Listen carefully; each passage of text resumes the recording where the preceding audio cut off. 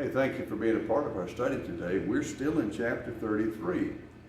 And there's a beautiful passage at the end of 33. And I'm going to kind of zero around the word see. It says, your eyes will see the King in his beauty. And that's the King with a capital K. The King of Kings, the Lord of Lords. There will come a day, Rudy, when we are going to see him as clearly or more clearly than I can look at you and you can look at me. And I agree. Yeah. And we won't be atomized right. by his glory because we'll be changed in a way that Jesus' resurrected body is that we can withstand the glory of the Lord. Because when you look back through the Bible, the people that saw God in his glory was in dreams or a stupor, because we actually can't withstand. Even Moses was put into the cleft of the rock, and Jesus put his hand over him to protect him as he passed by, and spoke the name given to Moses at the burning bush, I am. Right. So we need to keep in mind that is really what is really real. And the world that we're living in, it seems very important, and we're both 71 years old. We both would like to be healthier than we are. This life, Rudy tells me all the time, you're not getting out of here alive. It's very true. And so 71 years has gone by so quickly. Yes. Eternity is what's ahead. And there we will see the Lord. That's the place to put your emphasis and your concern. Now, your mind will muse on the one who counted, the one who weighed the tribute, and you'll no longer see the insolent people. The image was the Assyrians had placed tribute upon the people, and life was extremely hard. You think about the worst kind of taxation you could ever experience. In our country, taxation without representation. Well, they had taxation to the max and no representation.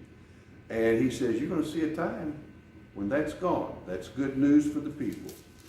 And then back to seeing. Your eyes will see Jerusalem, a quiet habitation, an immovable tent, whose stakes will never be pulled up, and none whose ropes will be broken. Picturesque language.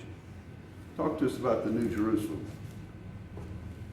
Well, yeah, go ahead, Rudy. You got 6 minutes. You only got 4 now. Well, from Revelation 21 and 22, we get an image of this new place that God has prepared. Jesus says that I go and make a place for you, and this place is eternity, and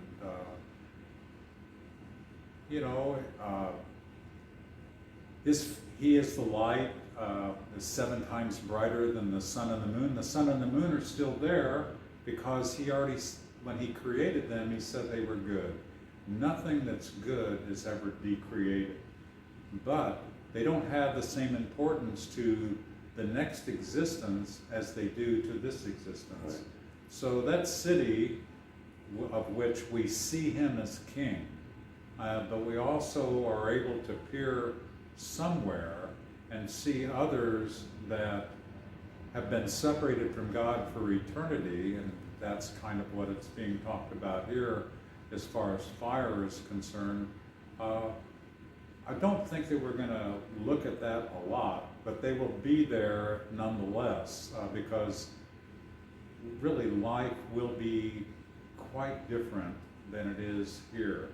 We really will live doing unto others as we would have them do unto us. And I long to have an existence where we are symbiotic with one another. Yeah, amen. I like to think about when we see God, that we live in an atmosphere that is defined by his character. And so, Hallelujah. amen. That'd be so. And so he is love, and he's joy, and he's peace, and he's goodness, his faithfulness. And we live in that atmosphere. We breathe it. We never escape it. It's always there. And you have to use your imagination to think of that, but I think it's true. And the moments that God is on you, Right. and you know those when that happens, Right. that's exactly what it feels like all the time. Yeah. Amen. So there the Lord in the majesty will be there for us. Hallelujah. You talk about the grace of God. He owes me nothing. He owes you nothing. And yet he will be there for us. How? I mean, that gets me. He will be For there God so loved the world. You got it. He'll be there for us. And then he will be our judge. He'll be our ruler. He'll be our king. And he'll save us. He will be the judge, the just judge. He'll be the ruler, the one who runs things. And he'll be the one we bow before and say, "You're the king." In verse 24, no inhabitant will say, "I'm sick." And the people who will live there will be forgiven of their iniquity. You know, this word iniquity is at the center of how I see grace. And iniquity is not, all sin is iniquity, but not all iniquity, I got that backwards. All iniquity is sin, but not all sin is iniquity.